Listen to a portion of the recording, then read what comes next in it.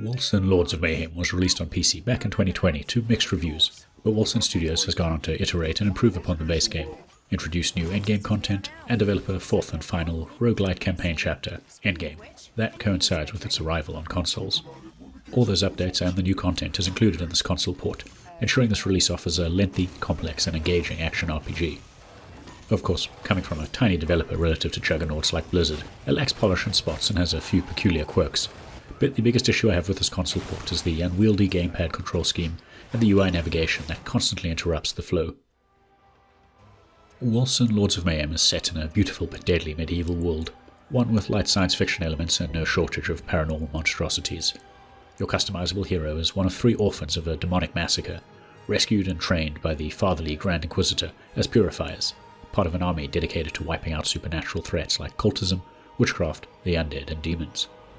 During a mission to wipe out an enclave of the mysterious Brotherhood of Dawn, earthquakes open glowing fractures, dead souls emerge to attack the living, and your hero briefly transforms into an angelic-looking avatar to drive off a demon. Despite saving the day, this display of unearthly power creates a rift between them and their siblings, Purifier forces, and the Grand Inquisitor.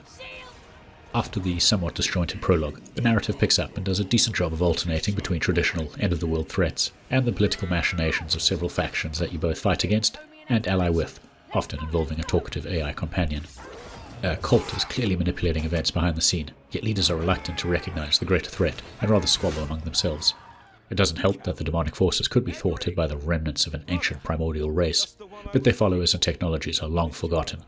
The story moves at a brisk pace, pushing you through 4 lengthy, mostly linear chapters set in different regions, with very little fluff beyond side quests that are just challenges doled out in procedurally generated mini-dungeons.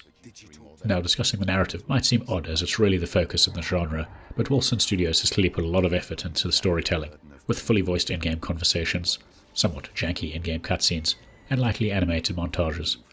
Sure, the writing draws on way too many cliches. Think reluctant heroes, scheming leaders with no regard for their people, and villains revealing their plans before attacking. But it does the job given the pulpy tone that never really delves too deeply into the broken family aspect. Gameplay-wise, Wolcen Lords of Mayhem clearly owes a lot to Diablo 2 and 3, but it's not just another derivative action RPG with a new coat of paint. You explore a beautiful, CryEngine-powered world from an isometric perspective, featuring some incredibly detailed environments, vistas, great ambience, and a suitably epic soundtrack. You interact with a handful of quest givers and merchants in visually impressive but small hubs. You battle hordes of foes across the surface, and through procedurally generated dungeons towards event triggers, usually a boss fight. You gain experience and gear that enhances your ability to tear through even bigger hordes of enemies, earning more experience in ridiculously named gear, and a never-ending cycle to make the numbers go higher. It's a well-worn formula that still holds up. The familiar systems include 4 attributes that roughly align to brawler, rogue, and sorcery archetypes. Gear that boosts parameters like health regeneration, resistance, movement speed, dodge chance, attack speed, critical chance, and there are socketable gems of varying quality that boost your gear further. Even the slowly charging aspects of Apocalypse Ultimate form is a familiar mechanic, albeit with 4 unlockable forms featuring unique skills. What really sets Wolcen Lords of Mayhem apart is its own deep but flexible class system that encourages experimentation and creative hybrids.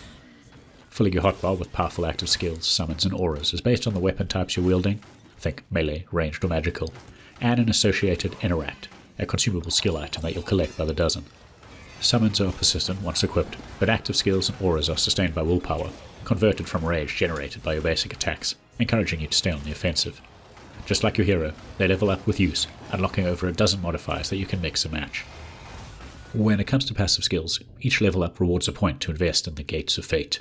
It features 21 subclasses, spread across 3 segments you can rotate and link together, allowing you to further refine your character build by investing in nodes that boost your primary attributes, and unique buffs that fit your playstyle. As someone who spent dozens of hours as a necromancer in Diablo 2, and dozens more as the demon hunter in Diablo 3, I was thrilled to discover Wolcen Lords of Mayhem allowed me to build a roguish necromancer.